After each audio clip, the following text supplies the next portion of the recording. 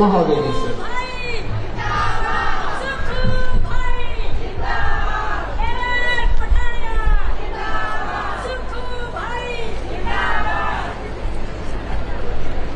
Colonel धरीराम Shandil जी, जो कि सामाजिक न्याय मंत्री है, श्री चौधरी चंद्र कुमार जी, कृषि मंत्री अनिरुद्ध सिंह जी, ग्रामीण विकास मंत्री यादविंदर कौमा जी, रघुवीर सिंह बाली जी, भवानी पठानी जी, संजय रतन जी, किशोरी लाल जी, आशीष पटेल जी, केवल सिंह पठानिया जी, मनिंदर राजा जी, कमलेश ठाकुर जी, श्रीमती विमला ठाकुर, पूर्व अध्यक्ष सुरेंद्र मनकोटिया जी, देवेंद्र जग्गी जी, गोकुल बुटेल जी, संजय सिंह चौहान जी, नवदेव कंवर जी, विशाल चंद्रयाल जी, अजय वर्मा जी, सुरेंद्र काकू जी, डॉक्टर अजय शर्मा जी, सभी सम्मानित महिलाएं, आज इस अंतर्राष्ट्रीय महिला दिवस पर मैं अपनी सभी बहनों से 2 घंटे देरी से आने के लिए माफी मांगता हूं। मुझे पता है कि आप सुबह 11 बजे कांगड़ा के शाहपुर विधानसभा के चब्बी ग्राउंड में एकत्रित हो चुकी थी। आपकी फोटो बार बार मेरे पास आ रही थी और मेरे पास कुछ लोग मिलने वाले थे। उनको फारिग करने के बाद जब मैं यहां आया तो आपका उत्साह देखते हुए बन रहा था। इस अंतर्राष्ट्रीय महिला दिवस के अवसर पर मैं आज सभी अपनी माताओं को, बहनों को बहुत बहुत शुभकामनाएं देता हूं।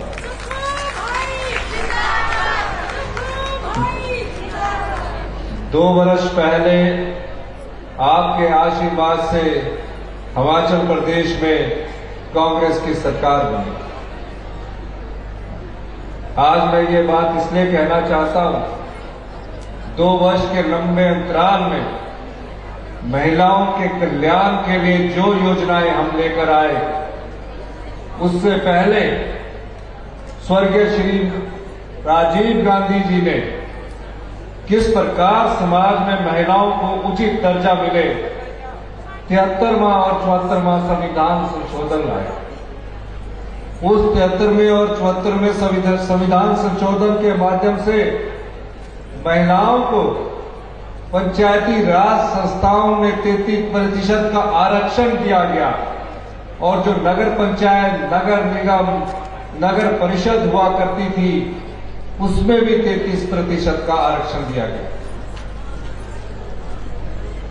73वें और 74वें संविधान संशोधन के बाद पंचायत का चुनाव हुआ तो बहुत कम संख्या में महिलाएं चुनकर आती थी और जो महिला चुनकर आती थी उनके साथ जब पति कार्य करवाने के लिए जाते थे तो कहते थे पति प्रधान जी आए हैं। उस समय हिमाचल प्रदेश में 87-88 की बात है, महिलाएं जो हुआ करती थी दरवाजे की चौखट के बाहर बहुत कम महिलाएं आया करती थी, या अपने गांव में चले गए या अपने नजदीक के शहर में चला जाया करती थी। ये परिवर्तन राजीव गांधी जी की सोच के अनुसार आया और आज मुझे ये बताते हुए खुशी है, जिस समय महिलाओं को दूसरे दर्जे का समझा जाता था इस पुरुष प्रधान समाज में, आज हिमाचल प्रदेश की महिलाएं कंधे से कंधा मिलाकर पुरुषों के साथ मुकाबला कर रही है, खड़ी हो रही है। ये बात मैं इसलिए कहना चाहता हूं, पिछले पंचायती राज चुनाव हुए, उन पंचायती राज चुनावों में 56% महिलाएं चुनकर आई। ये बड़ी खुशी की बात है। डॉक्टर मनमोहन सिंह जी की सरकार थी, हमारे पास 2/3 मेजॉरिटी नहीं थी, लेकिन सोनिया गांधी जी ने निश्चय किया कि महिलाओं को विधानसभा लोकसभा राज्यसभा में 33% का आरक्षण मिलना चाहिए। सबसे पहले सोनिया गांधी जी ने राज्यसभा में महिलाओं के आरक्षण का 33% महिलाओं के आरक्षण का विधानसभा, लोकसभा और राज्यसभा में बिल प्रस्तुत किया और उसे पास करवाया। आने वाले समय में हम विधानसभा में महिलाओं को आरक्षण देने के पक्षधर हैं। और मैं ये बात आपको इसलिए भी कहना चाहता हूं कि हमारी सरकार ने सबसे पहले महिलाओं के लिए योजना लेकर आई। हिमाचल प्रदेश का एक ऐसा कानून था, एचपी लैंड सीलिंग एक्ट, जिसमें भूमि के आवंटन के समय बेटे को तो इकाई मान लिया जाता था, लेकिन बेटी को इकाई नहीं माना जाता था, उसे भूमि के हक से वंचित किया जाता था। हमने कानून में परिवर्तन किया और महिलाओं को उस अधिकार से नवाजा। यही नहीं, अभी जो पुलिस की भर्ती हो रही है उसमें महिलाओं को 20% का आरक्षण था। मैंने उसे बढ़ाकर 30% कर दिया।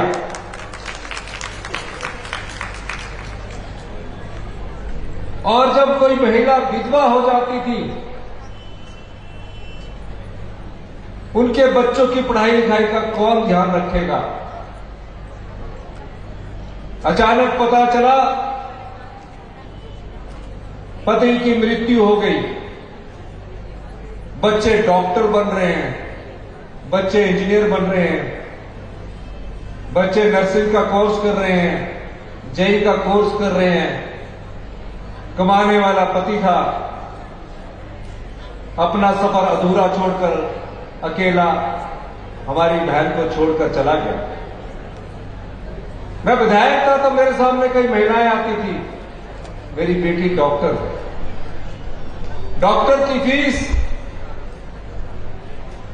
साल की 75,000 रुपया है।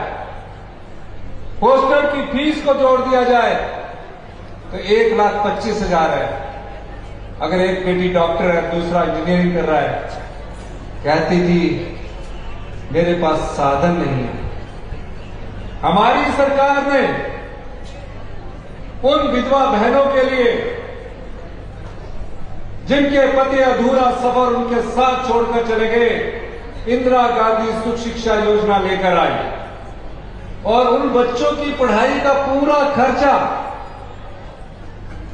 1 लाख लगे, 2 लाख लगे, 10,000 लगे, 5,000 लगे, 1,000 लगे,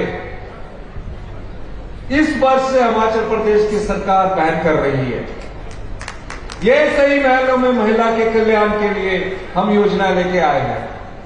आज अंतर्राष्ट्रीय महिला दिवस है, भारी संख्या में महिलाएं आई हुई है। मैं आपको एक आश्वासन देना चाहता हूं, सरकारी क्षेत्र में भी जो महिलाएं हैं, मेरा प्रयास रहता है कि वो डिसीजन मेकिंग यानी फैसले लेने वाले जगहों पर उनको रखा जाए। मैं हिमाचल प्रदेश की महिलाओं का धन्यवाद करना चाहता हूं।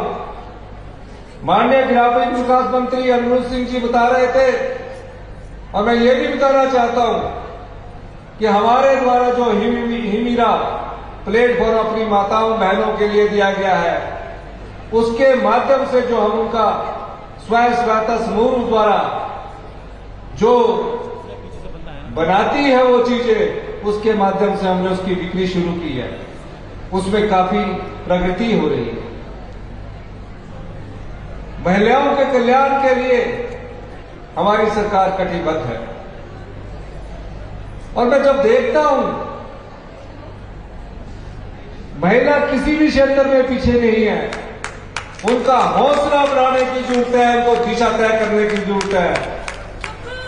और महिला शक्ति ही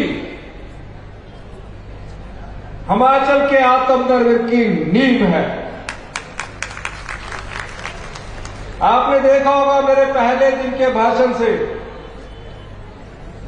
मैंने हमेशा कहा है, हम इस सत्ता में सत्ता सुख के लिए नहीं आए हैं, बड़ी बड़ी गाड़ियों में ऐशो आराम करने के लिए नहीं आए हैं, हम व्यवस्था परिवर्तन के लिए आए हैं।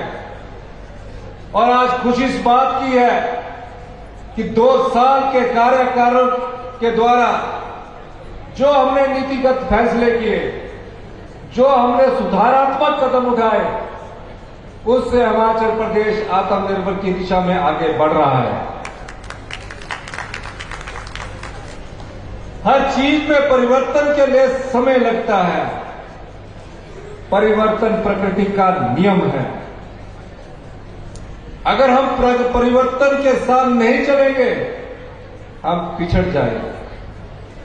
हम कानून में बदलाव कर रहे हैं और जिन चुनौतियों का सामना हमारी सरकार और हमारे मंत्रिमंडल ने पिछले 2 वर्षों में किया, वो अभूतपूर्व थी। मुख्यमंत्री बनने के बाद जिस प्रदेश के खजाने को लुटा दिया जाए, जिस जनता की संपदा को बांट दिया जाए, लुटा दिया जाए और सिर्फ कुर्सी प्राप्त करने के लिए दोनों हाथ से आम जनता के पैसा को, संपदा को लुटा दिया जाए, आप बताइए उस अर्थव्यवस्था को किस प्रकार मजबूती मिलेगी। भारतीय जनता पार्टी के राष्ट्रीय अध्यक्ष कहते हैं, मैं ऐसा डॉक्टर हूं, आंखें तो ठीक कर सकता हूं पर रोशनी नहीं दे सकता हूं। ये कैसे आंखों के डॉक्टर हैं? कोई मरीज अगर आंखों के डॉक्टर के पास जाता है तो ये समझ कर जाता है कि वो रोशनी देगा। अच्छा तो ये होता, आप राष्ट्रीय अध्यक्ष है, हमारा बड़ा हिमाचल प्रदेश से है, आप पिछली भारतीय जनता पार्टी की पूर्व की जयराम ठाकुर की सरकार थी, उनकी आंखें ठीक करते, उनको रोशनी देके जाते तो आज प्रदेश की संपदा को आप लूटने से बचा सकते थे। आपने प्रदेश की संपदा को लुटाया है। आने वाले समय में हम एक एक पन्ना इस जनता की अदालत में लाएंगे। किस प्रकार गरीब जनता की संपदा को, आम जनता के पैसे को, किसान के अधिकार को, महिलाओं के हक को पिछली भारतीय जनता पार्टी की सरकार ने लुटा कर रख दिया। 1000 के करीब संस्थान खोल दिए। आज हिमाचल की जनता में शिक्षा संस्थान तो खोल दिए जाते हैं लेकिन टीचर उपलब्ध नहीं होता। क्या किसी तरह मैं चुनाव जीत जाऊं, यहां प्राइमरी स्कूल खोल दो, सीनियर सेकेंडरी स्कूल खोल दो। गुणात्मक शिक्षा में जो बच्चे हम गांव के स्कूलों में पढ़ने भेजते हैं, उन बच्चों की पढ़ाई का अगर पूरे हिंदुस्तान में गुणात्मक शिक्षा का अध्ययन किया जाए तो हमारा प्रदेश 21वें स्थान पर है। 5वीं का बच्चा दूसरी की किताब नहीं पढ़ सकता था। इसका क्या मतलब हुआ कि जो गरीब गांव का परिवार, आम परिवार का बच्चा गांव के स्कूल में जा रहा है, मां तो उसको बड़े खुशी से तैयार कर स्कूल भेज रही है कि मेरा बच्चा पढ़ेगा, मेरा बच्चा पढ़ लिख कर अच्छा इंसान बनेगा। लेकिन हमारी सरकार उसको गुणात्मक शिक्षा नहीं दे पा रही। हम उस गांव के लोगों के साथ भी धोखा कर रहे हैं। यह जयराम की सरकार हमें छोड़कर गई। 2 साल के प्रयास में हमारी सरकार ने यह साबित कर दिया और पूरे हिंदुस्तान में जो उसका सर्वेक्षण 2 साल बाद हुआ, आज हम उस दिशा में पूरे हिंदुस्तान में पहले स्थान पर आए। शिक्षा के क्षेत्र में महत्वपूर्ण बदलाव कर रहे हैं। आप देख रहे हैं जेबीटी का अलग स्कूल है, प्राइमरी स्कूल अलग है, मिडिल अलग है, हाई स्कूल अलग है, सेकेंडरी अलग है। हमने फैसला किया कि प्री नर्सरी से लेकर +2 का एक ही शिक्षक निर्देशालय होगा, स्कूल ऑफ एजुकेशन होगा। और इस वर्ष हम जो सरकारी स्कूलों में पढ़ने वाले बच्चे हैं, हर विधानसभा में 6 स्कूल जिसमें सभी प्रकार के टीचर उपलब्ध होंगे, हम इस वर्ष से उस एकेडमिक सेशन से लागू करने जा रहे हैं। पहली कक्षा के बच्चों के लिए हमने इंग्लिश को अनिवार्य कर दिया है। तो मैं ये बात इसलिए कहना चाहता हूं, आज सब प्रकार से अगर क्वालिटी की बात कर ली जाए, आप हॉस्पिटल में जाते हैं, हमारा क्वालिटी का स्तर निचले स्तर पर पहुंचता जा रहा है। आप किसी भी हॉस्पिटल में जाइए, एक बेड पर 2-2 पेशेंट, घंटों तक आपके पास डॉक्टर देखने को नहीं आता है। और जब डॉक्टर देखने के लिए आता है, आपको रेफर कर दिया जाता है कि पीजीआई जाओ, प्राइवेट हॉस्पिटल में जाओ या किसी और जगह जाओ। जो बीमार मरीज होता है उस समय ये सोचता है कि किसी तरह मेरी बीमारी ठीक हो जाए, वो पैसे की परवाह नहीं करता। वो पैसे की परवाह नहीं करता, वो अपने इलाज के लिए दूर दराज के गांव में जाता है, दूर दराज के दिल्ली के हॉस्पिटल में जाता है, चंडीगढ़ के हॉस्पिटल में जाता है, जलंधर के हॉस्पिटल में जाता है। दूर दराज से आए मरीज इस तरह एक हॉस्पिटल से दूसरे हॉस्पिटल तक जाते रहते हैं और अंत में पता लगता है कि बीमारी भयंकर रूप धारण कर चुकी है, बचने की कोई उम्मीद नहीं है। 20-20 साल पुरानी सीटी स्कैन की हॉस्पिटल में मशीनें लगी। 20 साल पुरानी में क्या देखोगे, टेक्नोलॉजी चेंज होगी। आईजीएमसी शिमला में जो सीटी स्कैन की मशीन है वो 20 साल पुरानी है। जितने की नई मशीन आनी उतने की तो रिपेयर में खर्च हो गए पैसे। हमारी सरकार ने फैसला किया, कोई भी गांव का व्यक्ति, आम आदमी, किसान आदमी जो अपनी जेब से ज्यादा पैसे खर्च नहीं कर सकता, लेकिन बीमारी के समय वो कर्जा लेकर भी ठीक होने की कोशिश करता है, कम से कम जो एम्स दिल्ली में मेडिकल टेक्नोलॉजी है उसको उपलब्ध करवाया जाए। और इसके लिए हमने 1800 करोड़ रुपए का प्रावधान किया है। क्यों? आपको यह पता लग जाए कि मुझे प्रथम चरण में कौन सी बीमारी है, आप अपना इलाज खुद कर लेंगे। मैं आप जैसे परिवारों से उठकर मुख्यमंत्री की कुर्सी पर पहुंचा हूं। मेरे परिवार में कोई राजनीति में नहीं था।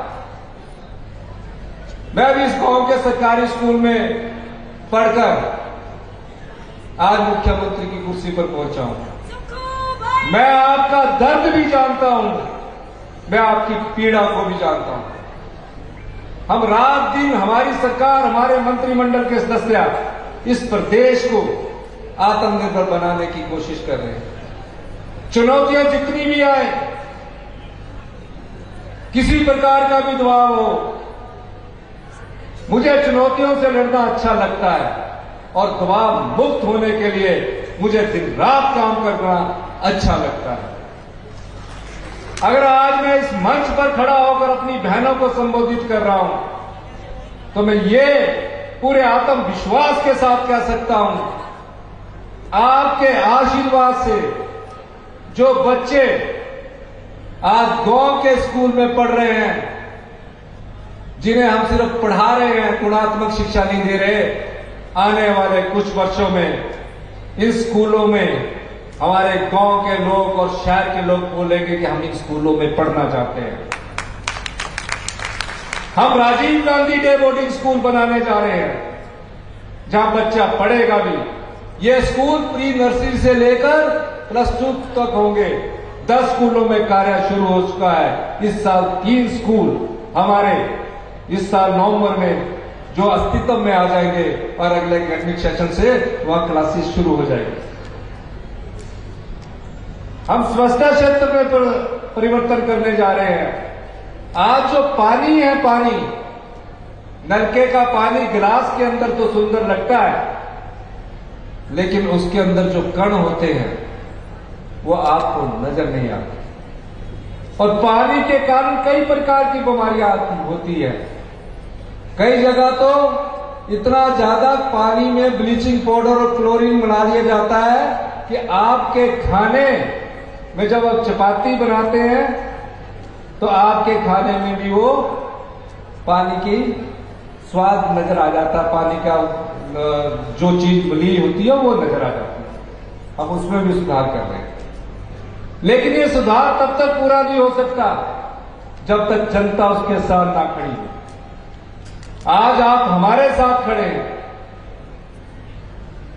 जिस भारतीय जनता पार्टी की सरकार ने 1 वर्ष पूर्ण होने के बाद इस प्रदेश के चुने हुए विधायकों को खरीद कर सत्ता गिराने की कोशिश की, मैं धन्यवादी हूं इस हिमाचल प्रदेश की जनता का, देवी देवताओं का, कि भगवान के आशीर्वाद से हम आपके बीच में फिर से 40 सीटें जीतकर मुख्यमंत्री के तौर पर बने हैं। और मैं ये भी बताना चाहता हूं, जितनी योजनाएं हम आपके लिए लेकर आ रहे हैं उसमें महिलाओं को मैं हमेशा प्राथमिकता देता हूं। इंदिरा गांधी प्यारी सुख सम्मान निधि योजना अभी हमने चरणबद्ध तरीके से लागू की है। आने वाले समय में हम उसे और आगे बढ़ाएंगे और महिलाओं को जो चीख चीख कर कहते हैं भारतीय जनता पार्टी के लोग कि 1500 कब मिलेंगे, मैं उनको बताना चाहता हूं उन जगह भी जाइए जहां 1500 क्या, 1 साल में हमने 18,000 रुपया देना शुरू कर दिया है। आने वाले समय में हम अपनी बहनों को भ्रष्टाचार के चोर दरवाजे बंद करके 1500 रुपए का जो वादा किया है वो हम पूरा करेंगे। आंगनवाड़ी कार्यकर्ता है, आशा वर्कर है, मिनी आंगनवाड़ी कार्यकर्ता है, आप बताइए आपका मानदेय कब बढ़ता था? आपका मानदेय तब बढ़ता था जब चुनाव को 1 साल रह जाता था और 1 साल रहने के बाद 500 रुपया 1000 रुपया बढ़ा दिया जाता था।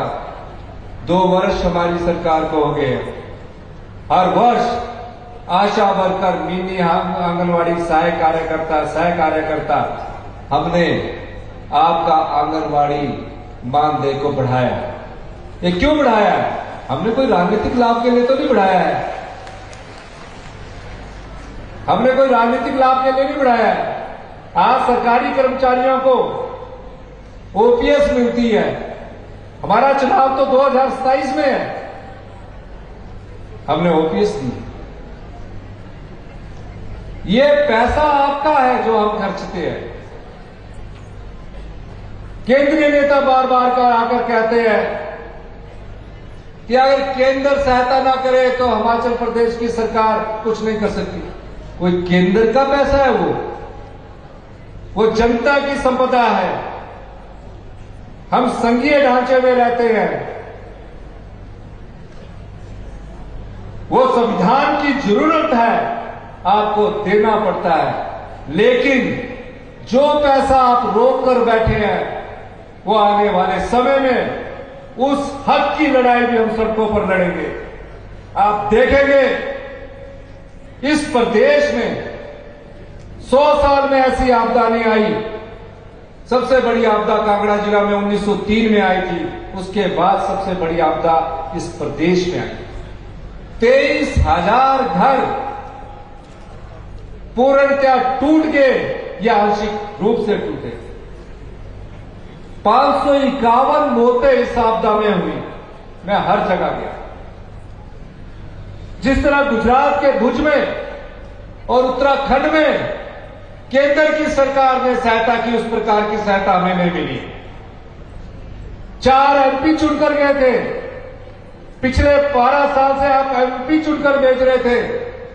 एक भी एमपी ने यह हिम्मत नहीं दिखाई कि हम गृह मंत्री से मिलकर आपदा के लिए राहत मांगे। उसके बाद क्या हुआ? उसके बाद यह हुआ, दिल्ली के सभी मंत्रियों के मुझे फोन आए, हम आपकी सहायता करते हैं। गडकरी जी ने भी यहां आकर सहायता की बात की। उनसे जो होता था उन्होंने कुछ किया होगा सड़कों के लिए। उसके बाद केंद्र की टीम आई। हमने नहीं टीम भेजी, केंद्र की टीम आई। हमारे अधिकारियों के साथ मिलकर पूरे हिमाचल प्रदेश में गई। कहा बहुत भयंकर नुकसान हुआ है, ऐसी आपदा हमने कभी देखी नहीं। और 10,000 करोड़ रुपए का नुकसान का अनुमान लगाकर हमें कहा कि हम आपको उसका पैसा देते हैं। 10,000 करोड़ रुपए हमने नहीं तय किया, जिसे पीडीएन बोलते हैं, पोस्ट डिजास्टर नीड असेसमेंट, केंद्र की सरकार ने तय किया। 1 साल हो गया, आपदा भी चली गई, लेकिन आज तक हमें पैसा नहीं मिला। जो एनपीएस कर्मचारी को हमने ओपीएस में लाया, जब वो एनपीएस कर्मचारी थे तो अपना ईपीएफ के रूप में वो 10% देते थे, 14% सरकार अंशदान के रूप में देती थी। जब हमने उन्हें ओपीएस में ला दिया, जो उनका अंशदान 9200 करोड़ रुपया, जिसमें सरकार का 4,500 करोड़ रुपए का अंशदान है, उसको रोककर बैठे। यही नहीं, ओपीएस लागू करने के बाद केंद्र की सरकार हर राज्य के लिए जो लोन लेने की लिमिट है उसको तय करती है कि हर साल इनको 6,000, 7,000 हर प्रदेश के राज्य की तय करती है। उसमें 1,600 करोड़ रुपए का कट लगा दिया। और जो जीएसटी कंपनसेशन सेस आता था 3,200 करोड़, वो भी बंद हो गया। तो क्या हिमाचल प्रदेश अपने पांव पर नहीं खड़ा है? खड़ा है। हम आज अपने पांव पर इसलिए खड़े हैं, जो भ्रष्टाचार के चोर दरवाजों से आपके लोगों ने इस संपदा को बहा है, मैंने उन चोर दरवाजों को बंद करके 2,600 करोड़ रुपए का राजस्व आम जनता के हित के लिए रखा है। अभी और फैसले करेंगे। मैं देख रहा था, बड़ी अजीब बात है, पूर्व मुख्यमंत्री जयराम ठाकुर जी कह रहे थे 5 साल कुंभकर्ण की नींद सोए रहे।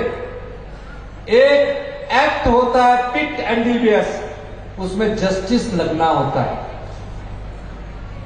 नशाखोरी के बारे में बड़े बड़े बयान दे रहे हैं। आपके समय से नशाखोरी बढ़ी, हमारे समय में हमारी सरकार के स्ट्रिक्ट एक्शन के बाद नशाखोरी के मामलों में 30% की कमी आई है।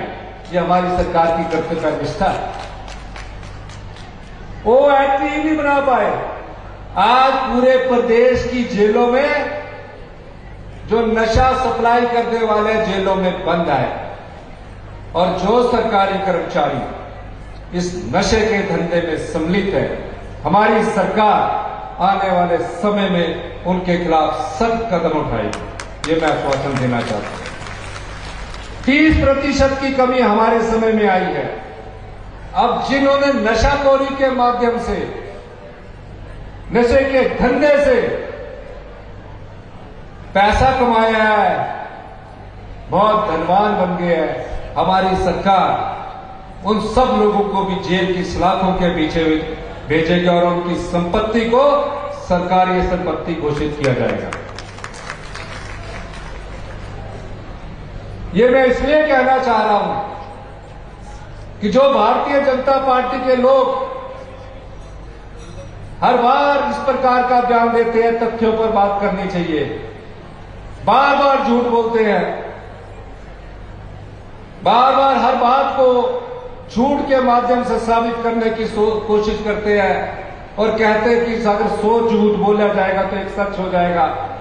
मैं आपको कहना चाहता हूं कि झूठ बार बार सच से टकराता है।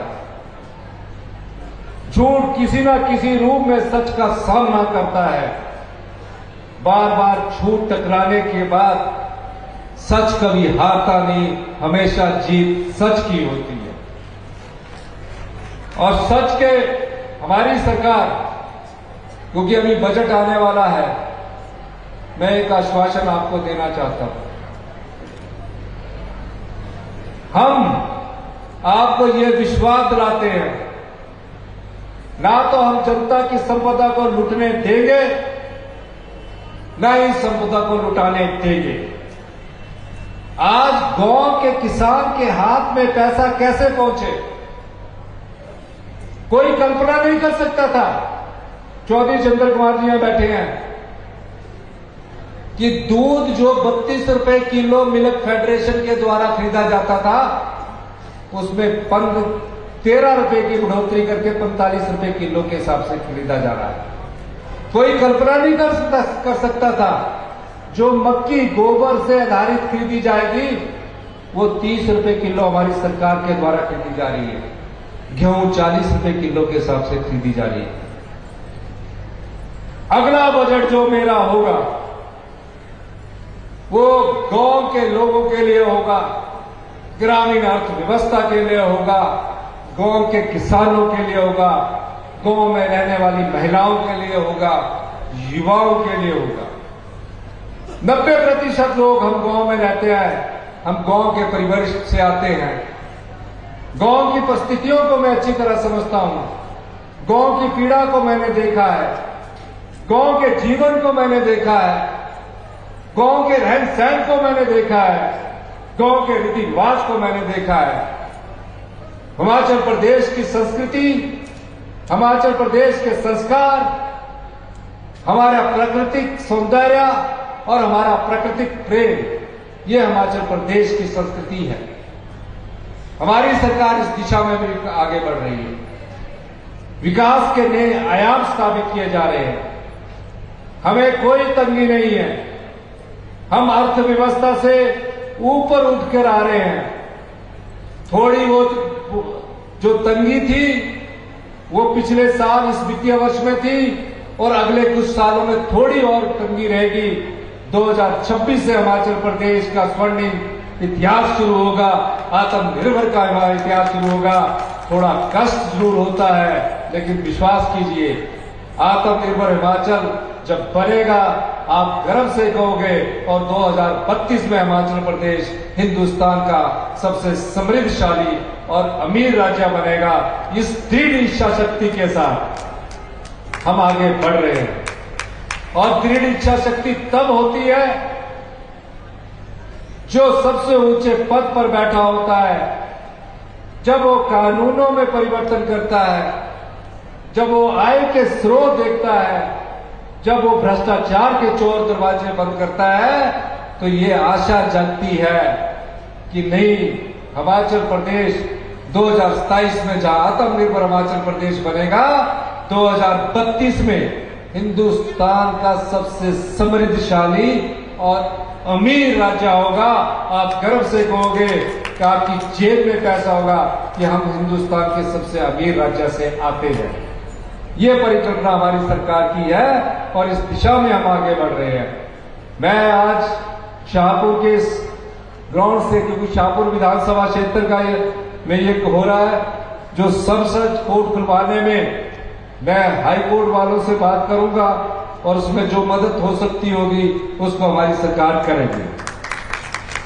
शाहपुर में आने वाले समय में डीएसपी ऑफिस को खोल दिया जाएगा।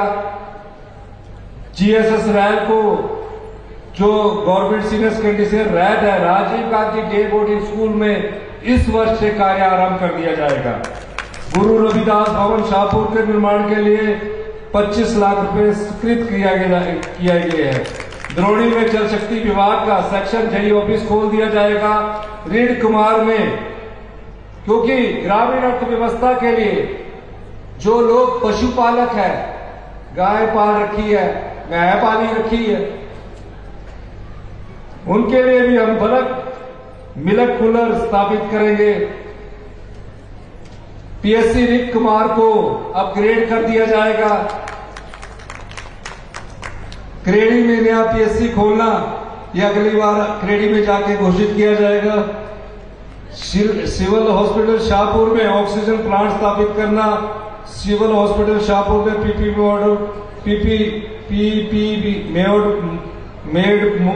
मोड पर डायलिसिस उपचार सेवा उपलब्ध करवाना, शाहपुर में अल्ट्रासाउंड की पुरानी मशीन है उसमें नया उपलब्ध करवाना, लंच की बिल्डिंग के लिए धनराशि प्रयोग करवाना, 3 crore 15 lakh civil hospital Shahpur dental के पद एनएचएम के अंतर्गत स्वीकृत कराना, dental hygienist government degree college में बीसीए कोर्सेज और बीवॉक कोर्सेज कहा था इन्होंने आगामी सत्र में। लंच में बीसीए कोर्सेज और गवर्नमेंट कॉलेज शाहपुर में बीवॉक और पीजीडीसीए कोर्सेज शुरू कर दिए जाएंगे।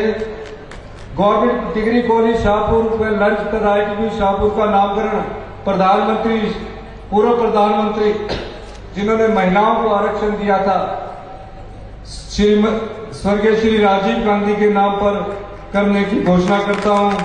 गवर्नमेंट हाई स्कूल बनाना का नामकरण शहीद पवन कुमार के नाम पर करने की घोषणा करता हूं। पक्का टियाड़ा से चौड़ी सड़क का निर्माण बदलकर शहीद मिलाप सिंह जम्बाल के नाम की घोषणा करता हूं, क्योंकि शाहपुर विधानसभा से भी काफी महिलाएं आई है और पूरे हिमाचल प्रदेश की महिलाओं को से मैं एक बार फिर से आपसे मैं अनुरोध करना चाहता हूं, हमारी अर्थव्यवस्था की असली ताकत आप है और जो हमारा बजट आएगा, बजट एक सीक्रेट डॉक्यूमेंट होता है, उसमें महिलाओं का इस अंतर्राष्ट्रीय महिला दिवस पर मैं कहना चाहता हूं कोई खास ख्याल रखा जाएगा। आपने मेरी बात सुनी, आपका बहुत बहुत धन्यवाद। जय हिंद, जय माता। भाई सुखविंदर सिंह सुखवी, कोई महिला जाएगी, खाने का इंतजाम भी किया गया, बैठी रहेंगी, अब कल्चरल प्रोग्राम भी होगा, सभी महिला